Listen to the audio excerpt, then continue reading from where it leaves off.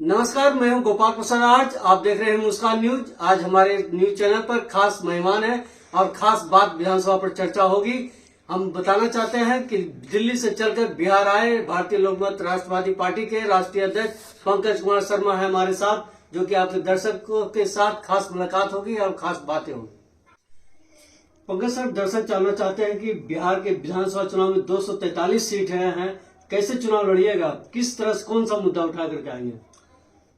देखिए, हमारी जो स्पेशल कोर कमेटी है भारतीय लोक राष्ट्रवादी पार्टी का, उन्होंने फैसला लिया है कि 243 विधानसभा में हम लोगों ने तैयारी कर रहे हैं और पूरा 243 हम लोग चुनाव लड़ेंगे और बिहार की जनता का काफ़ी समर्थन मिल रहा है। और पिछले 9 वर्ष में बिहार के हर जिले की काफ़ी गाँवों का हम लोगों ने दौरा भी किया है और हमने लोगों को कहा था कि 1-to-1 लोगों से कनेक्ट होइए और लोगों को जाके बताइए क्या हम लोग कर सकते हैं और किसी की बुराई पे हमें नहीं जाना है। और इसी बीच में जब हम लोग दौरा कर रहे थे तो पब्लिकों से काफ़ी सवाल हमें मिला। वो सवाल पहला तो उनका ये था कि सर, जो स्पीड 2005 के नवंबर में शुरू हुई थी आखिर कम कैसे हो गई। हमने कहा देखिए, ये स्पीड कम करने का 2 लोगों को इसका क्रेडिट जाता है, 2 लोग इसके जिम्मेवार हैं।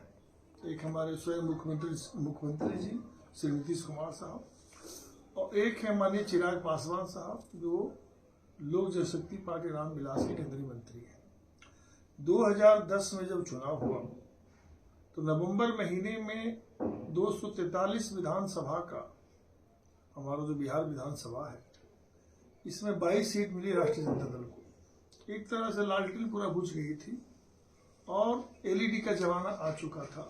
युवाओं के चेहरों पर एक खुशी की माहौल थी और जिनके सामने एक लंबा भविष्य था, उनको लग रहा था कि हाँ, बिहार में एक विकास की धारा बह चली है। लेकिन इसके बाद क्या हुआ, कुछ महत्वाकांक्षा की वजह से हमारे मुख्यमंत्री जी ने सपोर्ट किया लालू प्रसाद यादव जी को, जो कि वो लालू प्रसाद जी 2010 में हथियार उठा लिए थे। उन्होंने कहा था कि अब हमसे कुछ होगा नहीं, तो 22 सीट पे आ गए हैं, अगला बार हो सकता है कि और 10 सीट पे हम आ जाए।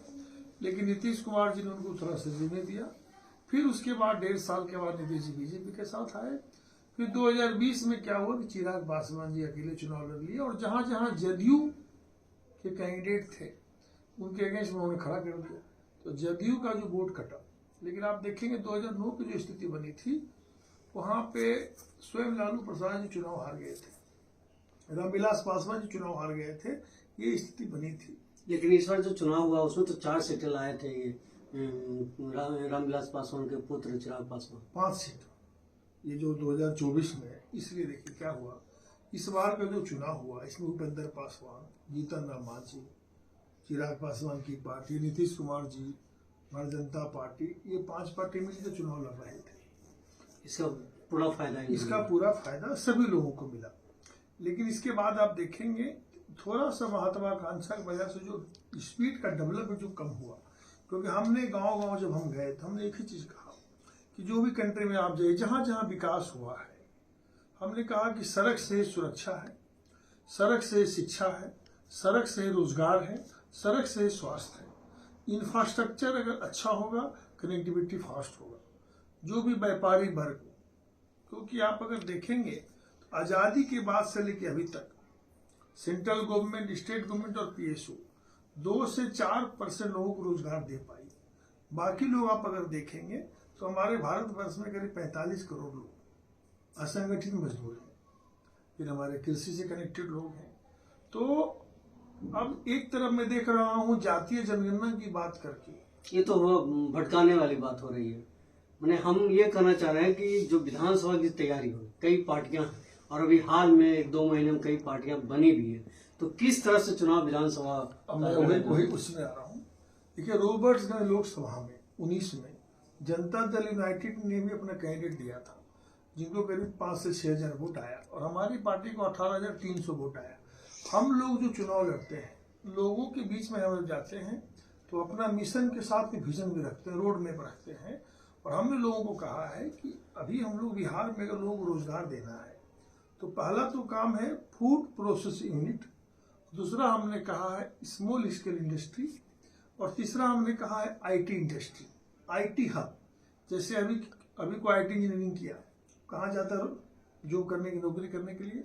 वो जाते हैं या तो पुणे जाते हैं, या तो बेंगलोर जाते हैं, या तो हैदराबाद जाते हैं। लेकिन बिहार जैसा राज्य में शिक्षा के क्षेत्र में, आईटी इंडस्ट्री के क्षेत्र में, कृषि के क्षेत्र में, जहाँ बोलते हैं फूड प्रोसेसिंग यूनिट, और अभी इतना अच्छा मौका है बिहार को, हमारे जो ललन सिंह साहब बिहार से आते केंद्रीय मंत्री हैं, गिरिराज सिंह केंद्रीय मंत्री हैं, और हमारे एमएसएमई के मिनिस्टर हैं जीतन राम मांझी जी, फूड से ही कनेक्टेड है चिराग पासवान जी।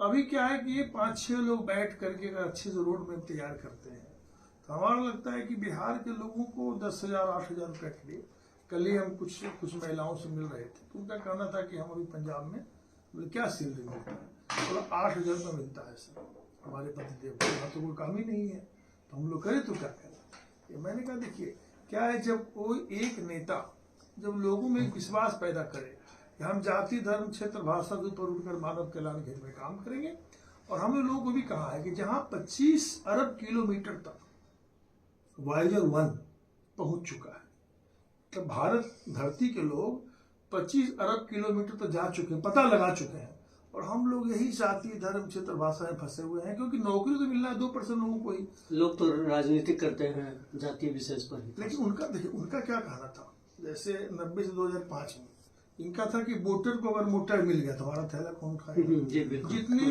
आप देखिए, मैं छोटा सा बात बोलता हूँ, बिहार के 3 नाम, नीतीश कुमार जी, श्री बाबू और माननीय राजेंद्र प्रसाद जी। आप देखिए, अब छोटा सा एक बात बताता हूँ, 1959 में स्वर्गीय इंदिरा जी आई थी पटना, जब वापस गई तो उन्होंने पंडित जवाहरलाल नेहरू उस समय प्रधानमंत्री थे, उनको उन्होंने कहा कि हमारा आहो भगत वेलकम अच्छा से नहीं हुआ। तो स्वर्गीय पंडित जवाहरलाल नेहरू जी ने कहा क्या बात करते हो हिंदू, वो व्यक्ति तो यहाँ पर बैठने लायक है। मतलब श्री बाबू के बारे में उन्होंने कहा कि ये तो प्रधानमंत्री के लायक है, बिहार की मिट्टी से आते हैं। उनके टाइम में बोकारो स्टील प्लांट, बरानी में जो फैक्ट्री बनी आपका बरौनी में, काफी चीनी मिल, कपड़ा मिल, बिस्कुट फैक्ट्री, काफी इंडस्ट्री जो डेवलप हुआ बिहार झारखंड में एक ही था। आज भी नाम लिया जाता है, आज भी नाम लिया जाता है। तो हमारा कहना है कि उस विजन के साथ में नीतीश कुमार जी का भी देख लीजिए, 2009 में केंद्र सरकार में थी कौन, राहुल गांधी जी। उन्होंने क्या कहा कि हाँ नीतीश जी एक विजनरी लीडर है। 2014 में, 19 में और 24 में शरद पवार ने कहा कि नीतीश कुमार जी एक अच्छे प्रधानमंत्री के प्रबल दावेदार। मतलब इस बिहार की मिट्टी को मैं नमन करता हूँ, और खास करके पिछले 9.5 वर्षों में हमने 38 जिला को जो दौरा किया। हाँ ठीक है, ढोल पीटना मेरा काम नहीं है। एक नेताजी आए हैं बीच में जिनका देख रहा हूँ वो राजद की बातें बोल रहे हैं, आरजेडी का नेता जो बात बोलते हैं वही बात हमारे नया नेता जो आया है वो भी बोल रहे हैं, जो कि वो ये भी बोल रहे हैं। तो नया चेहरा प्रशांत कुमार भी जो लगातार, प्रशांत किशोर जी की मैं बात कर रहा हूँ, वो राजद की बातें बोल रहे हैं। कुछ दिन पहले वो बोल रहे थे कि मोदी जी आए, बिहार के लोगों का अपमान किए, कि भाई यहाँ से जो श्रमिक जाते हैं गुजरात काम करने के लिए, उनके लिए हमने स्पेशल ट्रेन चलाया है। मोदी जी अपमान करके, भाई प्रशांत किशोर जी, ठीक है बिहार के लोग, कुछ लोग कम पढ़े लिखे हो सकते हैं, लेकिन दिमाग सबको दिया है। सबको ये पता है कि जब इंफ्रास्ट्रक्चर डेवलप होगा, लोग अपने आप को सुरक्षित महसूस करेंगे, तभी इंडस्ट्रीज भी आएगी। प्रशांत किशोर तो जनसलाप कर रहे थे, यही बात बोल रहे हैं, शराब को हटा देंगे, इंडस्ट्री लगा देंगे, रोजगार दे देंगे। देखिए शराब की जहां तक बात है, ये तो बच्चे जानता है कि शराब होम डिलीवरी, लेकिन जो पैसा जा रहा है किसके पास जा रहा है, शराब माफिया और वहां से कनेक्टेड हमारे जो सरकार के जो पार्टी, मतलब पार्टी का फंड में बैकडोर से कहीं तो कुछ है। हाँ, वो पैसा जो आ रहा है, शराब तो बिक ही रहा है, सब जानता है शराब बिक रहा है, लेकिन वो पैसा जा कहाँ रहा है, तो पैसा 2 जगह बंट रहा है। एक तो शराब बनाने वाले जो ठेकेदार हैं, एक उसके मिडिल में, और एक पार्टी फंड में। लेकिन स्टेट गवर्नमेंट को जो रेवेन्यू आ रहा है, तो दर्शन जानना चाह रही है कि जिस तरह से विधानसभा चुनाव लड़ेंगे तो क्या मुद्दा लेकर के उतरेंगे, ताकि हम लोगों ने यहाँ पे 3 चीजों पे भी अपनी बात हमने कहा है। एक हमने कहा है कि हम फूड प्रोसेसिंग यूनिट, हमारी कोशिश होगी कि ज्यादा से ज्यादा गांव में हम उसको विकास करें, क्वालिटी वाइज, उसका मार्केटिंग और उसका सर्विसेज, मतलब मेंटेनेंस, तीनों चीज पर अगर हम ध्यान दें और 100 ईयर्स का प्रोजेक्ट लेके चले। अगर आप सोचेंगे 5 साल 10 साल का लेके चलें तो नया पीढ़ी के लिए आप कुछ नहीं कर पाएंगे। आने वाली नई पीढ़ियों के लिए अगर आप कुछ करना चाहते हैं तो 100 वर्ष का विजन आपको लेके चलना होगा। देखिए 93 में हुआ गेट एग्रीमेंट। इन्वेस्ट कहाँ से आएगा? अब बताता हूँ, 5 से लेकर के 13 के बीच में हमारे विश्व के बड़े बड़े इन्वेस्टर से बात हुई। उन्होंने कहा कि बिहार के लोग जो अलग राज्य में, क्योंकि 90 से 5 के बाद जो प्लान हुआ तो जो व्यापारी यहाँ से दूसरे स्टेट दूसरे कंट्री में गए तो वो अपने साथ में सहयोगी साथी मतलब उनके जो वर्कर्स थे उनको भी साथ लेके चले गए। लेकिन उनका ये था कि अगर बिहार में एक अच्छा इंफ्रास्ट्रक्चर मिले, कोई रंगबाजी टैक्स ना मांगे, कोई चंदा ना मांगे, तो हम लोग बिहार में ही आईटी इंडस्ट्री डेवलप करेंगे और बहुत सारा फैक्ट्री डाल के यहाँ लोग रोजगार देंगे। लेकिन ये जो 2013 सितंबर में नीतीश कुमार साहब जो अलग हो गए, फिर से लालू प्रसाद जी के साथ हो गए, तो उन लोगों के ब्रेन में आ गया कि मतलब अभी लोग निकल नहीं पाया है। तो हम लोगों को, पब्लिक को हमने जो समझाने का काम किया है, हमने उनको ये कहा है कि ये जो राजनीतिक रूपी मार है, इन्हें जाति धर्म क्षेत्र भाषा में आपने कैद करके रखा है, इन्हें आजाद कीजिए। क्योंकि जाति तो सिर्फ बनी थी शादी विवाह के लिए, वर्ण संकट से बचने के लिए। लेकिन अगर बिहार को आगे बढ़ाना है, क्योंकि ऐसा कोई बात आप मत बोलिए जिसमें कि बिहार का इमेज पूरे विश्व में खराब हो। आप यहाँ कुछ बोल रहे हो, अमेरिका में लोग आपकी बात को सुन रहे हैं, जापान में सुन रहे हैं, तो ऐसा जो भी आप बयान देते हो, ऐसा मत बोलो कि आपका राज्य पूरा बदनाम हो जाए। ठीक है, 2-4-10% लोग आगे पीछे हो सकते हैं। तो हमने लोगों को एक मंच पे लाने का जो काम किया बिहार में 38 जिला घूम करके, और खास करके 243 विधानसभा में हम लोगों ने पूरा घुमा है। लेकिन लोगों को हमने कहा भाई फेसबुक से दूर रहो, फिलहाल भाई व्हाट्सएप दूर रहो, सोशल मीडिया दूर रहो, तुम्हारा मेन है कि बूथ लेवल पे काम करो। अभी आप देखेंगे तो बहुत बड़ा बात तो मैं नहीं कहूंगा, मतलब 30 से 35 विधानसभा में हम लोगों ने 12 से 15% टच किया लोगों को, और करीबन 12 से 15 विधानसभा में वहाँ और ज़्यादा है। और पूरे बिहार लेवल पे आप देखेंगे तो हम लोग 2 से 3% वोट पर हैं। ये नहीं बोल सकता हूँ कि सब सीट हम निकाल ही लेंगे, लेकिन उम्मीद है हमें कि बिहार की जनता को जो प्रेम मिल रहा है, लोग ये कह रहे हैं हाँ भाई ये किसी की बुराई पे नहीं जा रहे हैं। जैसे पब्लिक ने कहा, एक नेता ने कल कहा कि लालू जी ने आवाज दिया। मैंने कहा आवाज दिया लेकिन रास्ता नहीं दिया, युवाओं को रास्ता मिलना चाहिए था। तो रास्ता कौन दिए? नीतीश जी दिए। हम आपको फैक्ट्री देंगे, हम आपको इन्वेस्टमेंट देंगे, हम आपको आईटी इंडस्ट्री देंगे, हम आपको फूड प्रोसेस यूनिट देंगे ताकि आपको कहीं बाहर न जाना पड़े। लेकिन परिवर्तन संसार का नियम है, ऐसा माहौल बनाइए, ऐसी स्थिति बनाइए बिहार को कि दूसरे रोज के लोग आपके पास आए और आप दूसरे राज्य में जाए। एक तालमेल बनाइए, बिल्कुल, क्योंकि भारत का तो इस बार जो विधानसभा चुनाव होगी तो क्या 243 सीट पर आपके कैंडिडेट उतरेंगे? हाँ, आप देखिए पिछले बार भी आप अगर देखेंगे तो हमने 107 लोगों को टिकट दिया था, और उस समय मैं ऑक्सीजन पे था, हमारे पिताजी का देहांत हो गया था। ऑक्सीजन पे रहते हुए भी आप जितने हमारे आप जैसे मित्र हैं, शुभचिंतक हैं, और हमारे जो भी पार्टी के सहयोगी सदस्य हैं, सभी लोगों ने करीब 100 सीट पे टिकट बांटा। लेकिन कुछ कारण बस कुछ लोग नमक रद्द हो गया, फिर भी काफी लोग मैदान में आए। तो एक पहचान जो बनी है भारतीय लोक राष्ट्रवादी पार्टी का, ये पार्टी एक विजनरी दूरदर्शी पार्टी है, दूर तक सोचती है और सबको एक साथ लेकर चलने की बात करती है।